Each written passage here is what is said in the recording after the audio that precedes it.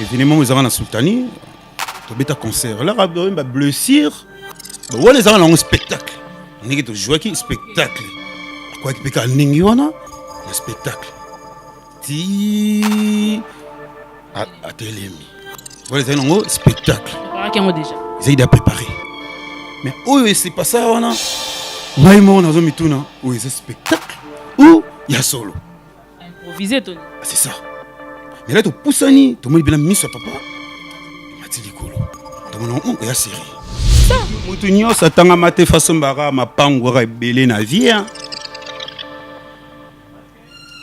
mutu nyonso te ongana ko zata msuza za $550 nanga yo ta mso lugana osomba ta msuza osomba ta msuza ngubo te kana kwe mais ngabi wana na $50 nanga pe nanga Alstar nanga vous avez vision mon côté so osomba lupango na yo mto soni mapango singa na lata pona se pisa nga fuata na beti nanga ba yo ji mamundo boy ba jean bena ba tak okikushi merci papa wemba idéologie osomona ezanga nini na poni nanga idéologie nanga ezanga mabete ke soki danseuse na mise balingani eza bolingo na ba société ku te sala makana ngo ku balingani pe kutu pe babalani c'est ça ezanga normal mais koloba ke papa wemba mutaboma Al Pacino pona Julie et c'est de passer quoi pour papa wemba talaka papa wemba combien de basi talaka papa wemba combien de basi siko aroboma Al Pacino pona Julie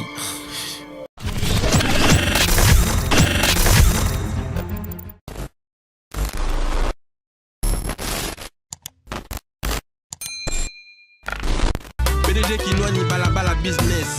PDG qui noie ni balabala business. Yalo! Ndeko ya Congo! Tala agence immobilière oyo ya kosilisa masolo ya escroquerie ya ba courtier pe ba commissionnaire ya CNZT. Yango yo! Balobi! Agence immobilière Kinouan Business.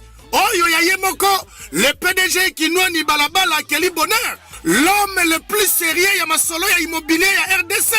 Mutu ya mayele na ndenge ya defote. Yeba ke awa ba client ba kendaka kotala bandaku na makolo soki mukete.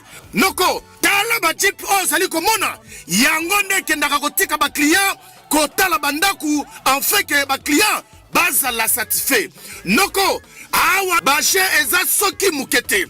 Ba jeep ya kanda ya sika ya 0 km kotoyo ba client basa mobimba na ndenge ya defate. Tala siko ba bureau. Noko awa bureau malili ya nyama neti kaka ozana Canada parce que ba klimi oyo ezo pusa malili client vandi awa abosani ke ayaki masolo ya ndako. Zwa siko ba kiti ya defate noko awa ba kiti ya méchant et puis akei ya koloba kutu soki mukete akei ya solo bayambio na ba bureau awa ya agence immobilière Kinouan Business au sepeli confort et venda nulle part ailleurs. Na moni ozo le kan agence immobilier Kinouan vraiment il y a du sérieux.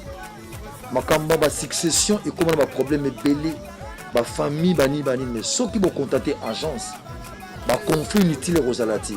Dans le département juridique il y a bien et on a mis Kanda na makamutu rosalalaise location achat ici c'est du sérieux. Bandiku na ibisi bino uzauza mbona yo fo usana na ngoli kabu emonana otu mandak do ufutera agence asir nizam moko Kinouan Business tala noko yo mutozo teka ndaku ti lelo ndaku na yo teka makate yaka na offre wana awa na agence immobilière Kinouan Business omona ndenge kobeta madada. Très chers abonnés de Yokani Télévision, merci énorme pour vos remarques, vos suggestions que vous nous faites par écrit, par téléphone et ainsi que sur nos commentaires dans les émissions que nous postons sur cette chaîne. Merci énorme à tous ceux qui ont accepté de rester et de demeurer sur cette chaîne et Yokani Télévision parce que vous ne serez jamais déçus par rapport à tout le programme que nous serons là pour vous proposer. Merci à maman Esther na Paris, na Pessimboté énorme. Na maman Immaculée à partir de Paris, Pélissousou, na Pessimboté belé na oba bengaka mokonzi ya bilele babengaka de London na pesi mbote po yo obokola bilamba na ndako ba Galeano ba kombo nyonso wana obokola ngo na ndako na pesi merci mingi. Merci pour ceux qui vont nous prendre en cours. N'hésitez pas de vous abonner sur cette chaîne parce que le programme sera là et toujours pour vous plaire. Nous sommes là aujourd'hui avec l'un de grands de la musique aussi congolaise que vous allez aussi connaître pour ceux qui ne le connaissent pas. Pebe oyo ba 18 ans oyaroye ba déjà parce que Pembe ni a papa Wemba, ils étaient là. Ces enfants là que papa Wemba, ces petits là, ces petits enfants là que papa Wemba encadré, bokoyo ka bankunga, bokoyo ka lisolo, il y a vive la musique à la source. Donc on est là pour en parler un peu et puis après, oyebi ndenge zala na chaîne oyo pona na zabino malo bebele te na pesi merci mingi na mingra malunda na sima caméra na pesi pe merci mingi na mira boto na mira nini mais boyeba kombone kala mingi te. Na ko pesa invité na biso mbote. Bonjour Adire. Bonjour MK. Qui m'est ça? Ouais, ça va. Par la grâce de Dieu, ça va. Bana papa. Toujours. Idéologie. Mon beau village. Connais-tu mon beau village? Moloka et bah partir on a des choses dans la vie la musique à Tolongwa. Non, on va pédala vivre la musique donc naza pena époque à bala malongi mais tu y toujours idéologie. On les a de l'idéologie à quatre parler donc qui m'a monté, c'est ça. C'est identité moi vivre la musique avant la banana ma solo na ngapenda na kota. Matoi manga opesango embargo ya ba jetem na yo. Loposo nanga onimi egelela ba caresse na yo. Motema ekokite epesi misama pinzole tangi soki ozongi te na sambwe. Je salue par là Nathalie Makoma, merci. Vraiment taille. Nathalie Makoma, sali taille, to comprendre sous tes ni bien qu'elle est passée par plusieurs histoires. Merci. On compatit aussi par rapport à l'agression à Ebaïko Kozouanakati à supermarché un beau jour pendant qu'il faisait ses courses. Vraiment merci. Wana pena Nathalie Makoma confirmera vraiment ya solo que aza grand pembe ni ya grand loko la papa Wemba. Bitele biso na di solo. Bolingono pona papa Wemba tepe kokota na kati ya viva la musique banda wapi. Ngai pena kokota na vivre la musique na bolingo ndenge poser ka question nga vraiment naza mwana pena oyo mère Amazon pena abokoli vraiment donc mère Amazon pena abokolanga et après musala musique en tellement que ils pena makila na lingara ngango trop na banda pe mamoro na first class mais à part first class na zaina na orchestre moko bo pona beta pe na nouvelle alliance qui binda koy. Ouais, sérieux en tozagina ba Doudou Kibinda. C'est les Kibinda. Ah, c'est les Kibinda. C'est les séparations Doudou Akei, c'est les batikala ina Doli Mavinga. On tozagina ba fila ba sele na ba Doli Mavinga, grand frère Sai. Voilà donc na Pichulu Zolo ba fila ba sele donc tout ça qui vraiment donc titi. Na pas papa nga Madilu système, papa Madilu pe na dimbere na direct penate. Mbappé na album moko pas Madilu. Non. Dans le na Koti pas Madilu. On a écouté Pichu Kalombo, Papi Kalombo, Waza pas fali. Voilà, on a écouté Papi Kalombo, quelqu'un a beau na longue nanga. Vraiment pour la langue on arrive dans le sentiment oui. Na bien honte quoi ils ont bon non, ils ont même typé na vivre la musique. Papa m'a la idéologie à first class. Na first class sur dans exact first class na première classe. Voilà, tout ça va servir na Dani Koulé, Dadi Masoudi.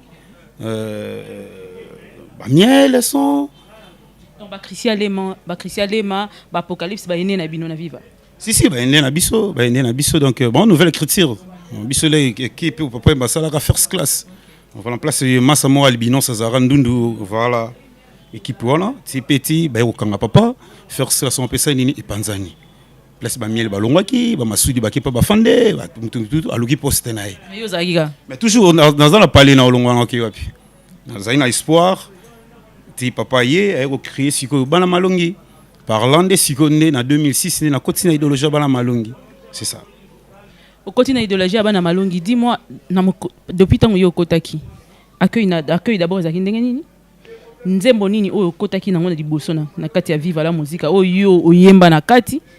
Et aussi, de là jusqu'à la mort de Papa Wemba, on a eu assisté aux Alaka. De là jusqu'à la mort de Papa Wemba. Ils ont eu combien de temps Depuis 2006, Papa Koufina en 2016, ça fait 10 ans déjà.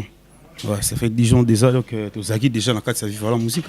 Mais quand on a posé question qui est monini. Olobaki nanga oke braza kotala baboti okozonga.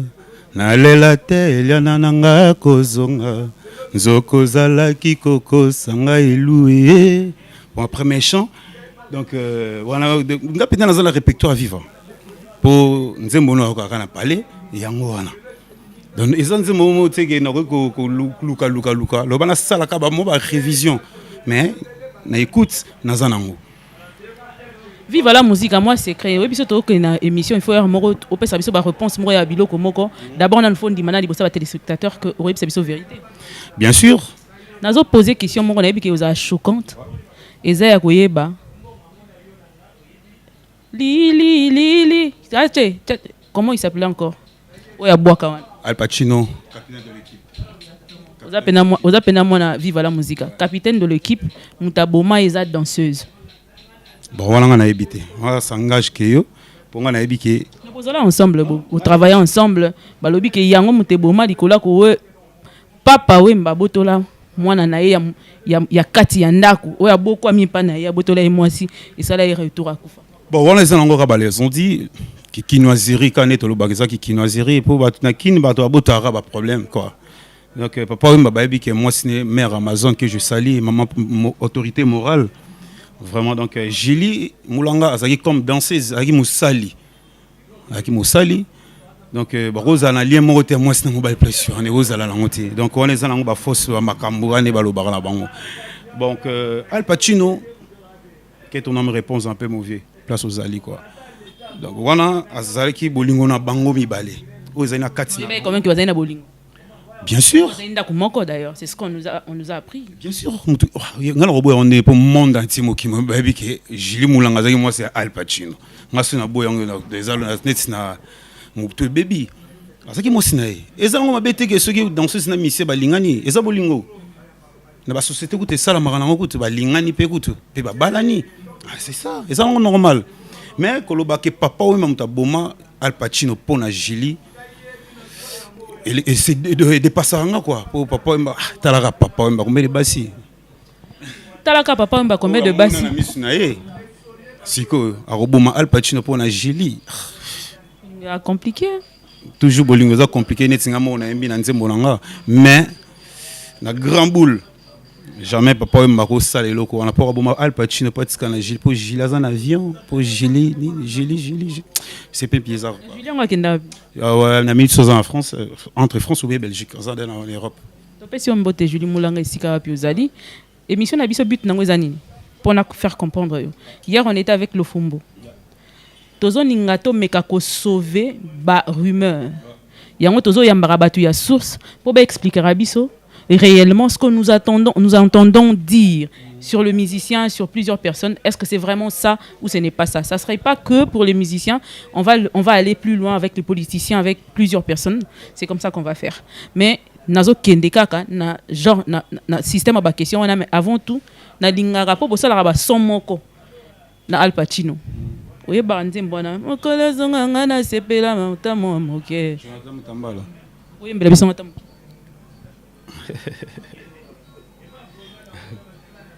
Ata mwa moke tala nazali matanga oyo ezanga mowei yokana kolela kaya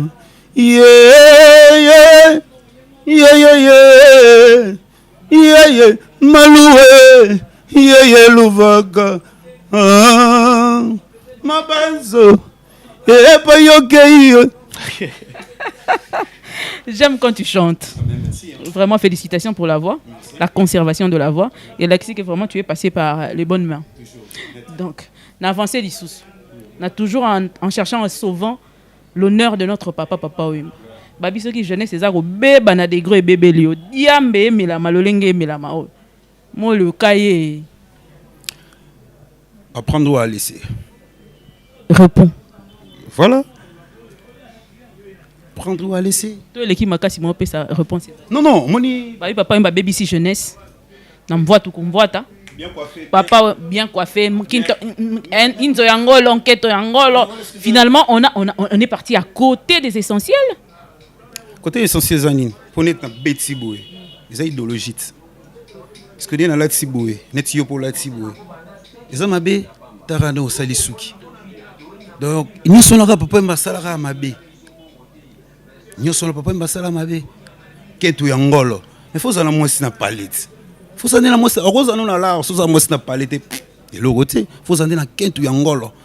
Ketu yangolo bité que surface à la neni, faut que moi ce bolinga déjà au tché na palais. Yé wana ketu yangolo wazana ki shinga mpemba. Inzo yangolo okoganga na yo, mais ceux qui place ko là les até na 0 et 1 heure que bon le mutuka na garage là. Donc carrément tu mets à côté tout ce qui s'est dit sur Papa. Mais Papa Wemba, ceux qui génération, ils ont les génération, c'est génération Papa Wemba. Oh. On la bana batu bakela si ba koma ba fioti. Bosi disi boye ko zo ba nyonyo. Tokende. Papa Wemba, génération oignon so oyo. Les lots bazo vivre na idéologie autour. C'est Papa Wemba. On peut bien vivre sur cette génération oh lelo oyo. Papa Wemba koufi ça fait 6 ans, mais idéologie toujours. Isa, netika koufi lobby. Bon comprendre en moitié.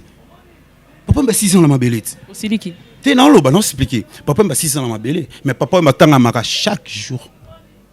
Papa Wemba chaque jour a une actualité comme si aza. T'as papa Wemba la zati na musique, t'as musique de trop ambrement. Peut-être vous comprendre était bazo beta nini idéologie. Zate makele les gars au finga na internet.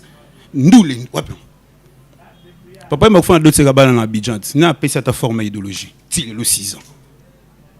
Après ça lire ba to balanda. Et ça oh bon na kosi. Non yo kayo. Lo yebsanga ko pièce dossier gabana papa Wemba ko fa na Abidjan. Yebsanga pré wana musicien ni na misi modèle. Pas to balandi. Azati. On est sunga Papa Wemba na grandeur na yango sunga Papa Wemba té parce que na grandeur il y a Papa Wemba. On aurait dû voir les villas et des villas de Papa Wemba sur Kinshasa. Mutunyo satanga mate façon bara mapango rebelle na vie. Mutunyo sote. On a reçu à $550 nanga. Yo tam so lugana osomba tam so osomba tam so ngubote kana kwe. Mais ngabi bon na $50 na pena nga Alstar nanga. Tous a vision mon côté. Ce que somba lupango na yo. Yo mto somi mapango. Singo on la tapona c'est ça nga fumfo tane na beti nanga ba yo ji ma moto boy. Ba jean bena ba take okikushi. Merci Papa Wemba. Idéologie. Osomono. Et ça nga ni na poni nanga idéologie nanga. Et belé ba patron belé bon la waganga et belé miso ba futelaka. Sérieux? Mais oui. Et belé belé, au moins là, banzambon à Niama, ma fouté là. Voilà, 2500, 3500, 5000 $. 10 000, 15 000. Mais na 15 000, nous sommes, 15 000, n'a quel hôtel pour moi, na terrain qui crole. Même nous sommes, apparemment, on a foutu un peu, apparemment. Donc, vision ya mutu na mutu, azana vision n'enga kumbi la vie. Alala libanda pété. Alala libanda te, naebi que moi na viva, il faut sauver honneur à viva, tina suka. Bon, ngam n'a posé ma question de répondre à mingi mingi, donc je n'ai pas le choix, c'est moi qui pose les questions. Toi tu. Pardon? Ngam n'a posé ma question. Alala libanda pété, baibagi forêt, avenue forêt numéro 16, le logo musée national de la musique, t'as niveau. Il était comme. Était comme ils ont un retard. Comme déjà ça va remise reprise la culture c'est zoa marambu tout c'est si là donc ça va bah on misé bah on studio il y aura niveau artiste on se comprend niveau artiste hein parler na no fazer bah on mozole bah on na mise tableau à peinture aussi ça ko peindre té voilà ils appellent un musée si on a bah on a pesi mbote mingi na maître naie Alain Super grand décorateur, grand peintre, donc il y a un archive tout donc ce qui a misé Sili, tu as misé. D'accord, vraiment tu as la une ouverture officielle et un musée on a tout assisté, tout filmé parce que tu as la Papa Wemba, donc c'est normal quoi. Si quoi question n'a monsieur Suzanne il se raconte toujours que Papa Wemba n'avait pas respecté son repos, yango memai na liwa pendant que toi tu étais là, pendant que papa était tombé, bon entouré, bon simbi et tout ça là. Avant bête la biso moment fort wana sensibilité wana na émotion bozala nango. Papa Wemba n'avait-il pas respecté le repos que le médecin lui avait demandé de faire? Ils allaient qu'il nini. Bon par là, MK la rogo répondre yo Papa Wemba aza grand. Aza grand. Ayebi o nini azali. Papa Wemba soki docteur apekisa ki pour docteur ezaba docteur akinité abeleki na poto. Soki ba docteur ya miki UFC ki non zoa repos pendant une année au jouer te Papa Wemba anga respecter yango. Papa Wemba kendaki abeli neti mututu abelaka. Et au sala qui a zongé biso, tout ça qui déjà dans le programme, il y a contrat, on a déjà assigné déjà. Aïe, aïe, c'est sûr que non, la belle est pénale sur rien, mais c'est encore ça va, mais le 25, c'était le 25 février, au mars, je crois, dans zone sous contrôle. Dans zone sous contrôle. Mais aïe, on appelle ça moi instruction, moi, boye, botigala, pour travailler, concert, tout ça, le concert, il y a fait moi, 9e à Abidjan, banini. Vous avez déjà bloqué, banini. Moi, si on a un contrôle, si contrôle non, bon, tout ça, nini, toleka. Voilà. Quel contrôle? Ça, une semaine, 2 semaines, papa. À zone, il vit ce soir, tu préparer peut concerner biso normal. Normal. Sans bas malaise. Normal. Jeudi, le 22, tu y voles dans l'aéroport et Angeli Awa, tu Abidjan. Même le 22, tu petit concert. Na soir nango concert ici to zonga dans l'hôtel parce que ba loger biso et le vendredi to que ça la émission na chaîne moko ya Côte d'Ivoire to ici to zongi palais to zongi palais et na hôtel quoi to zongi to fait na biso normal père ko ta payer biso ba boki wana payer so ba boki bani comme tumbola biso ko so ezali na braza air mais basi na bino ba ya kisa sa bazo hôtel la bino. Mais on a Bidjan dans l'hôtel Labino. Moi, comédie, moi, je viens à Zalara. Animé, voilà. Tout ce qui est n'a pas de a vu car à son hôtel. Il se met au ticket à son hôtel. Le samedi, là, tu balance, à 15h, tu balance, tout ça, balance très bien. Jusque-là, papa est en bonne forme. Toujours. Tout ça, tout ça, il balance, fait normal. Tout ça, ici, balance. À son hôtel, il se met au hôtel. 0R9 fallait tous à la lieu et à concert. Qu'est-ce que c'est moins belé, groupe Zaki belé. Voilà. Qu'est-ce que c'est belé tellement que Zaki biso Zaki ba parrain, il y a événement. Alors biso il fallait clôturer événement wana. Zaki 9e édition. Fait biso clôturer événement. Pas 0R peut to kuta na biso tout ensemble na papa aye wana pe le gars. Puis si va monter non concert à l'élo pena ils na fou show. C'était prévu ce aussi si concert wana. Tu peux gars bagage pour tu même malamon ba bagage. Tu es dans bis, c'est aussi si concert wana malamon tu na aéroport na bango. Tu juste vol tu na province. Tu vois que na province na bango les alwa net na Goma. Voilà. Tu peux pas. Tu na concert kuna. Tu na des concerts kuna. Ba tu solliciter papa. Tu combien na lieu? Papa maman a bengi non ba programme de sala qui ba répertoire de sala qui na kin mais né na ceinture ah ouais ba changer moi ba programme ya banzembo banini faut adapter déjà pour toi bien déjà to luka souté ça va papa doit changer pe programme ici les là tomati pe podium concert pe bandi ngezalaka bandi nango papa MK ambiance to biga bia so to betango dada so to six to kiti to longo to logo et là to comme grave 4e chanson, 5e chanson. Tout le monde senti papa comme une perte. Hein? Voix. Voilà, papa comme une perte, c'est la voix. Moi, je comprends, ils ont été. Comprendre bon, ils ont attention sur la caprice à voix, pour les avoir attention pour la voilà, c'est pas sur la retard. Et comment compliqué mais grand prêtre le grand prêtre. Azo combien on peut gagner un système, ils ont qu'une épée. Voilà. Mais biso tout ça il n'a pas petit tu comprends et à comment qui marre la geste voilà tu comme on a ndenge peu public et mon ndenge pour biso mon na podium directement papa quoi soirée pe maman katani MK donc souci papa quoi tant papa quoi directement azo respirer te boyeba qui azo respirer te. Qu'est-ce qui s'était réellement passé? Parce que que empoisonna qui est dans micro selon ce qui s'est dit quand na système il y a souvent l'honneur de nos artistes. Bon, ngai nakoza avocat du diable était na ba ke micro na poison. C'est ça. Oui, baté pour voilà, donc mon tuteur a comme émotionné. Tout comme émotionné, papa quoi il y a un monde battu belé, tu as bien dans la kiwana total. Na 10 ans ça na papa mba au monde est déjà à quoi bongo. La vie est belle oui. La vie est belle yoza la raté bien sûr. Mais tout le monde biso mo à quoi il en était non. Siko pena na ndengo mona kiwana na fait moi kuna. Non. À ça à ça spectacle mo boy na Sultani. Ils ont occasion mon boy événement ils ont na Sultani. Tu bêta concert là ba blessure. Ba wala ils ont un spectacle. Ngi to jouer qui spectacle. À quoi qui peut ningi wana un spectacle. Ti à télémi. Voilà ils ont un spectacle. Préparer qui ont déjà. Ils ont préparé. Mais oh c'est pas ça wana.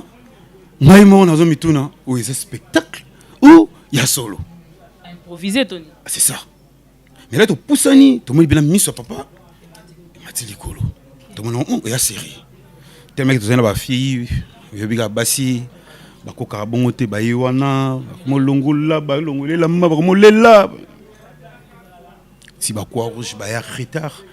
Et là on met ton abisso ba quoi rouge et c'était prévu ça na podium. Mais bazaki na bango déjà musika moi temps ya kokoma on a déjà danser c'est simbi déjà vu bazo lela mais c'était prévu pas ba simba papa fait batike ka ningo na ba ko rouge ba bindeni ba ko rien mais bango selon ba code médical ne to rien ba lobaki voilà donc c'est ça type bazui papa ba kitisi ba continuer en ambulance. En hôpital. Si vous continuez qui concert ici là, jamais. Vous continuez carrément. Na fait moi mon bimapé. Ici là pour papa me qui parrain. Sont on clôturer événement. Donc nam événement mamoro et katani biso tout aller ba zubiso. Parce que son hôtel. Papa va m'aimer en hôpital. Pour à quoi qui vers pour te mettre concert à 25 minutes. Demander concert 5 heures. 5h25, papa quoi? Et bah 6h, 7h. Si bah mimi wana bina bozo bina mteka kufi, c'est ça. Tu es belle au monter. Pour me repenser pété que papa koufa. Surtout tu regardes mon temps ça piqué qu'à crise et après soit qu'un hôpital à Ozonga. Donc c'est ça. Et après bah 6h du matin, 7h du matin qui ça sandé ce que comme benga biso. Tu trouves que bizarre. Qui ça c'est que comme benga biso que non papa koufi. Akufa ndeni biso to zagutu awa na to ju information té.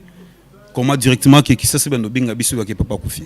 Au bout de internet tellement que to zena hôtel pe wifi zala ki to koti to mo bena ki na kin pena et bouger on to ju na information monté. On a to ju na information monté mais da Kinshasa déjà to senti pena que non. Somo. Ba Cornelie maman robenga chef d'orchestre. Cornelie Malongi avec chef d'orchestre. Ah bon, je suis athée, et l'opéra au boum ma place sur un an, ils ont souhaité pour la tête au boum bisuka suka, et qu'on y banangaka. Et puis ça va un musicien qui est grand prêtre, papa ou ma azas sont invités à d'ailleurs. Tout chapeau à ça biso, vous avez grave. Azokokate, azunga, azu seda, ils sont mis ça tout quitte dans son cerf, tout bimiti, à cause si danseuse n'a pas chanteur ni on so, tout au son bas crédit libanda. Comme tu viens libanda biso à minute dans la corridor on a ça va tout père aglaé si go biso tellement to umeli vebi ka ba danser ne bazara na ba ta chocho hein ba zui des ans sincère ba kiti ba bimi ba kuté biso sko libanda ba ta oh ma fait ni no bo vani kuna mina mzato bo bani na ba moni biso so on a c'est dans l'amboute to le ba comprendre que a papa zati mais le ba bandi la place sur un hôtel mais il y a grave mais nous avons salaire mais azaka grand prêtre vida papa mbezati na niveau nini na kati ya molokai na kati ya viva la musique na kati ya ba musiciens et tout ba musiciens baza bakenda batikala qu'est-ce qui se passe aujourd'hui la santé de viva la musique aujourd'hui après papa Bon, c'est normal. Vidéo zangate. Ils ont papa déjà. Ils ont papa nandaku. Papa le nandaku soga zate MKO eba. C'est bon, il y a 3 fois. Au moins bien que dame peut changer. Hein. Voilà, donc c'est normal. Papa zate. Si vous avez un enfant gâté, hein. La vie n'est sous bana malongi. Vous avez un enfant gâté à niveau où papa vient à gâter biso kitoko. Du coup, quand on a un moment où biso soit son cerf à tiki biso, mais tellement que tout ça fort. Et on met toujours mérité, tous à vivre la musique. Bah départ oui, bah départ aux angate, bah départ aux angate, bah oh tam sous bah qui esprit y a réussi à rezoaka comme la moko. Bon, mutu na muta dépendance selon besoin nae. Pena selon relation nae. Pour biso na vivre la musique, via la acceptation de l'état d'esprit. Ta vivre la musique état d'esprit. Donc yumo mieba ozali. Voilà, donc départ ça nango ba musu ba kenda na bango. Ça peut bien, mais relation, toujours éthique là, bah masse na biso neti lobby le 25 kako Jolly Noir invité nga na concert na ye. Parce que tout ça biso na eloko wa salate, na bete la masse na nga tour, to pandi na biso tekeka neto mesana esili nango po. Azongi nanga parler. Sikoyo par rapport à Bao Batikali, quels sont les projets? Est-ce que vous avez un album sur le marché? Est-ce que c'est en préparation? Comment ça se passe? Et puis aussi ce qui est Zali, est-ce que vous répéterez quelque part? Il y a une adresse où tout ça vive la musique, revivre moment fort, ba chanson phare. Il y a pas ouais, sentir vivre la musique là, ils ont très bien. Tu réalises déjà l'album Nabiso, titre album titre Zali, La Voix du Maître. Excuse, La Voix du Maître. La Voix du Maître et l'axique toujours en la voix, ya papa. Boroka barumba kuna toemina bavena biso aredi ya misi toemina vina biso Luciano de Mingongo Stino Mubi ayembi Manda chante ayembi lisusu papa na biso Juna Janana yepa ayembi vena biso Joli Mubiala on comprend les valeurs déjà voilà merci Joli Mubiala ayembi na grand prêtre na biso Atoti Kabiso, Papa Nabiso, Yana Nabiso, Général Defao. Basali featuring na Messa Nabiso F Neymar, na Nzembo Neymar. Ngai, na zape na Nzembo na ngai. Combien de titres? Et ça 14 titres. 2 génériques, na 12 chansons. Qui est le producteur? Toujours même Amazon, Marosa et Mamie. Mais il y a autorité morale à plan. Soki Maria Rosa tenani ya koyeba na sima nalingaka bana na ngai oh mais nalingaka viva na nga. C'est ça Maria Rosa toujours moi c'est yemba patience na efutaï 4 minutes d'adoration. Hein 4 minutes d'adoration.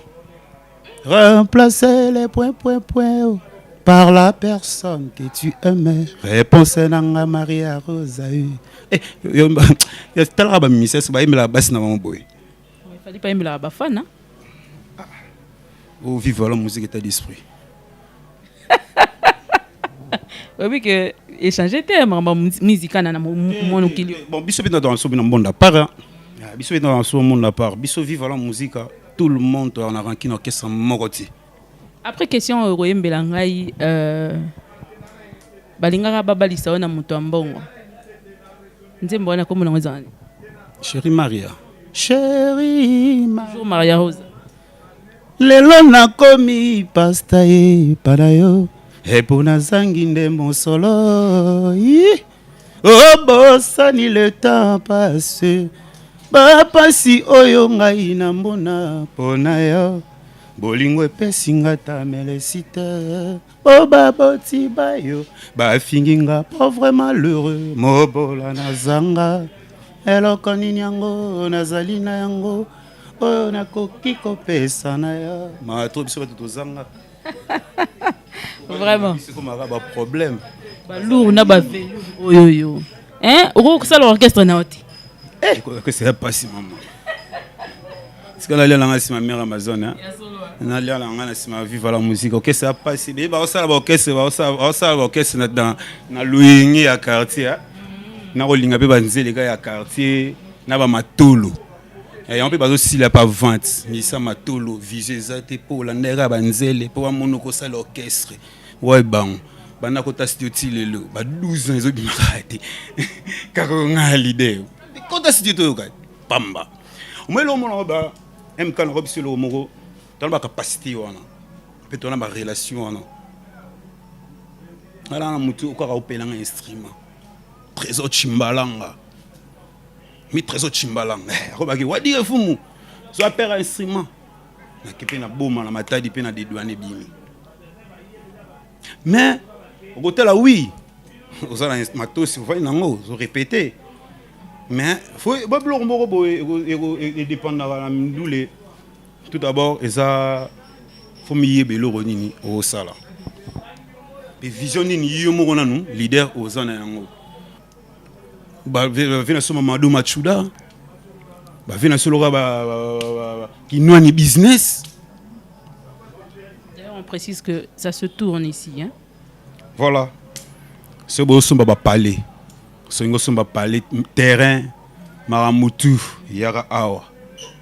Grand prêtre PDG Kinwani business. Voilà, immobilier tout ça Bokota na Kimbondo, hein, c'est Kimbondo. Tout près na formule 1 quoi. Boya awa vena ma julo na opeso limeo benga atakota passa tozo de terrain quoi. Et open et ça peut publicité à vivre la musique on sentir hein level hein et là likolo makasi mingi donc tozonga donc on précise à tous nos abonnés que nous sommes là, nous tournons carrément précisément là où nous sommes, ça tourne ici chez PDG Kinwani Business sur Kimbondo, donc n'hésitez pas, vous qui avez tout le problème ata ba longole lango bilamba oui ma pango ba longole la bilamba ba saki a été kama a ekendaka a salara donc yarara on a ndako immeuble oh villa tu viens c'est là ça se passe comme ça c'est ici na lingaka pour la vérité ko ça raté sur otali caméra ba musicien baranakisi oui ou non ça dépend mutu na mutu azala na vision na e o ya bonne la maram na e même si ba payer on est nga prendre na bima na payer na baranakisi na aska na bima kisi na tala émission mo ndima ko na kisi kisi kasi yamona kasi nzambet kisi na ngayo wana na baga modelo zanga kisi oyo ba weza na ba fantaisie za na ba Europe na ba fantaisie te kamera nango tant sous ba artiste net na Congo tant sous na za na moko na roza na moko za na so na zion na bela mutute non ngaspira na bima toujours na boko likolo ma bolongo na se nzamba oyo anula na e donc au mona te avec papa Wemba Mambakisi na ba master na bino Mambakisi parce que to yoka que au matana podium bozo koko bimisa voix ezo simba te ablo musupeta msolo na be faute ba misa msoroza na concert lelo mais na butala na moi si hein moi ça me marali babe mais so au travail déjà dans sous 2 coups 3 coups 4 coups pas moi si aux zelani na concert pour pesa au pesa l'eau pour souffler tout kei to macharba mote quoi aux na concert na poko là na boîte na tongo zungi na tongo mais concert aux na 16h là aux on peut na tongo on a parlé allez au lali pena to zu pena repos to li pena bien ti consommer whisky trop mais là comme on a parlé aux Ukatan sur lui pas 1000 francs 2000 francs au lié quand même qui va gagner na balaba le lali tant pour lali pété tant sur lali mais énergie ni européen ça et belé batika ko sara banga mbutala moni gwaza mutu abi nini asala na vie na e be pe basimba pe bagwesimba na ngota ce musique ça pour na gwa mais ba tout ba betara beta musique faut pas dans 6 heures ba falit ba 6 heures ba faire rigola hein ba 6 heures ba master na héritier wata gogan c'est ça si godé le fomona album wana ya héritier musale salami kuna maestro c'est ça ba tout ce goa za kana nduli ba tout bazo goa ba tout succès bon on a débuté pour na kenda tenga kenda na bima na sayo na kotisa na prière na biso to prière na biso o ba kenda pa banganga nde ba on to ba bi place ba kenda bangonde ba yebi mais ce que zalaka mais tout le monde a biso pe le côté disque ba robeta même ça va disque na bango ba to ba ba ke bana goa mais so tabi ba nzemo na bango ga 1 mois deuxièmement eza Wadire, je rappelle que nous sommes là sur le plateau. Nous avons comme invité Wadire qui est l'un des musiciens de Molokaye Viva la Musica. C'est avec lui qu'on a essayé de parler de plusieurs aspects de Viva la Musica depuis que Yéazaki na Viva la Musica. Donc une décennie où a passé na Viva la Musica jusqu'à ce que la mort survienne et que Papa Wemba nous laissa. Ndeto beti moi solo wana lelo boyo kininga lobby et que bas un album sur le marché bien que na quelque chose à te sentir en côté na tiki a expliqué biso pour quelque chose à te sentir en côté et puis comment faire pour avoir cet album toyo kana no ba chef d'œuvre aux na katiwana et puis après ça biso monnaie de la fin je crois qu'on va s'arrêter par là bah question na binona ba oni so bozanango si n'hésitez pas de nous écrire nous avons notre numéro qui s'affiche au bas de l'écran et aussi ceux qui veulent commenter allez-y écrivez-nous par email. Nous avons notre email là-bas, miramukeba@2019 C'est par là que vous aussi nous écrivez, nous donnez vos suggestions et ainsi de suite. Natikio expliqué bisopo nani na Kinshasa, on ne sent pas l'album de Viva la Musica et puis comment faire pour l'avoir, koyo kango ko savourer, ba chef d'œuvre bosai. Vraiment donc la voix du maître ezali na ba plateforme et tout. La plateforme et tout, 14 titres. Mina ba vient na biso tout na tangiona. C'est ba kotika ba télécharger Papa Wemba officiel. Ba mon disque na biso la voix du maître. Va télécharger ngapenze mona ezana bolingo compliqué. Nzela bolingo vraiment compliqué. Malheureux so kozui conducteur à mabe. Ako fait traîner yo na mabulwa ba souci. Akulinga tomona zela bonheur na yo mais compliqué bolingo compliqué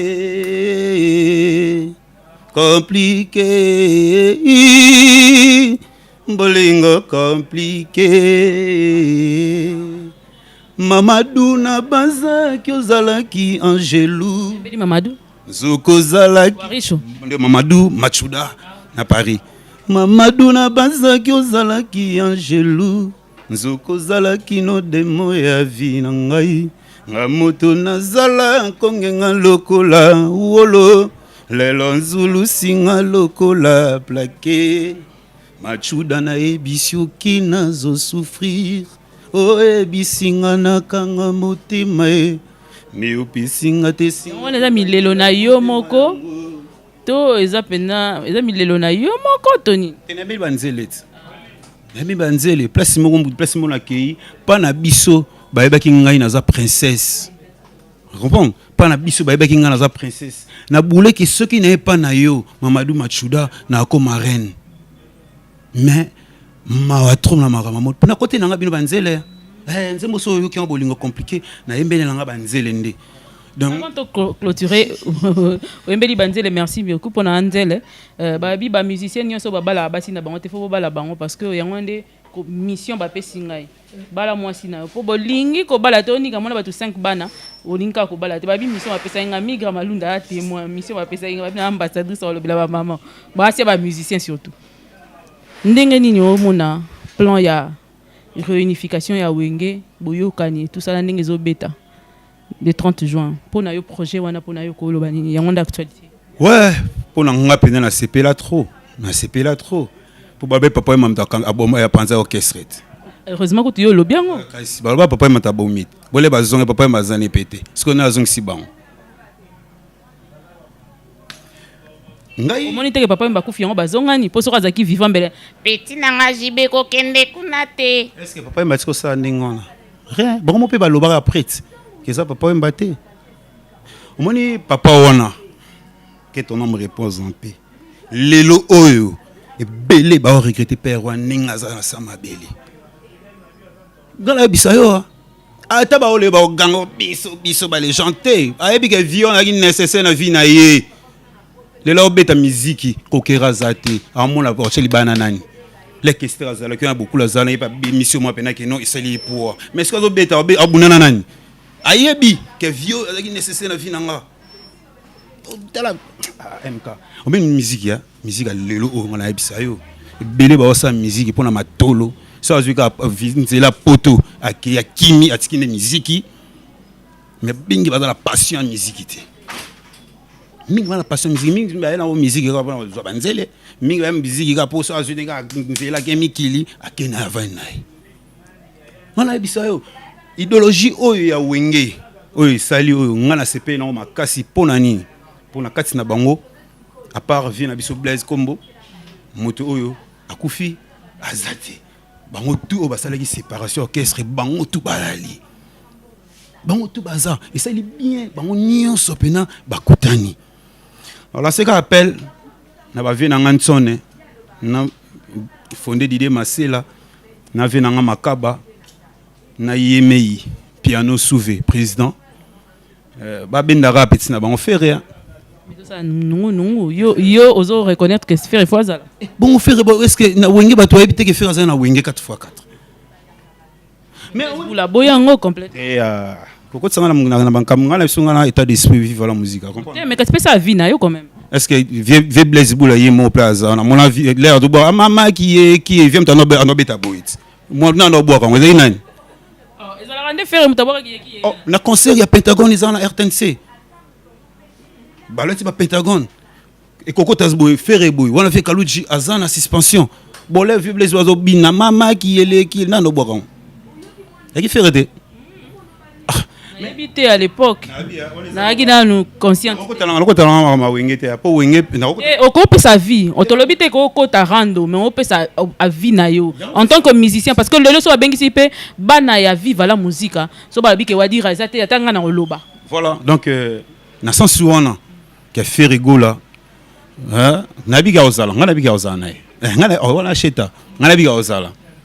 On est allé au su batika bachaka kina na luing baloba oni baloba ba mona pena sheta na poda makuto bil kutu ba ozala ba selo ba ozala bo sheta zanga on a événement ya génération on a génération na bisut. Est-ce que koyemba parce que dans na bateau balobi que mutu a organisé yango abongisa ba ambulance parce que il y aura de morts et tout ça là pourquoi parce que koyemba ezalaka performance selon âge ndenge ba koli wana so boyembisi bango mingi ba kosa ba crise makampe ko koma lokwa na fait moi Congo kolisara ba ta musique Congo mtesi sa route ba musicien c'est quand ça 60 ba ya sila ya leki pour ya miseka nzimo mo isali 6 ba bika leki wana sala ba disque moni Congo il va en prison papa m'a kufi na 64 ans souffle azaki nango wana JB pas même 60 ans oui pas même 60 ans. Moni est celle musala qui toko biso toza musala ba noble biso ba musicien. Oh mais papa le Jean Lobo Mbengazat. Maman Biliabel que je salue aussi qui garde sa voix jusqu'à aujourd'hui. Ba sali. Mais ba député oh pena sera mo bout aussi ba longwa kala ba bosana bango. Mais ba maman Biliabel. Ba bamba Biliabel Pembo. Ba bo ba bosana bango. Musique ya musala ba noble nga fier pour un musicien.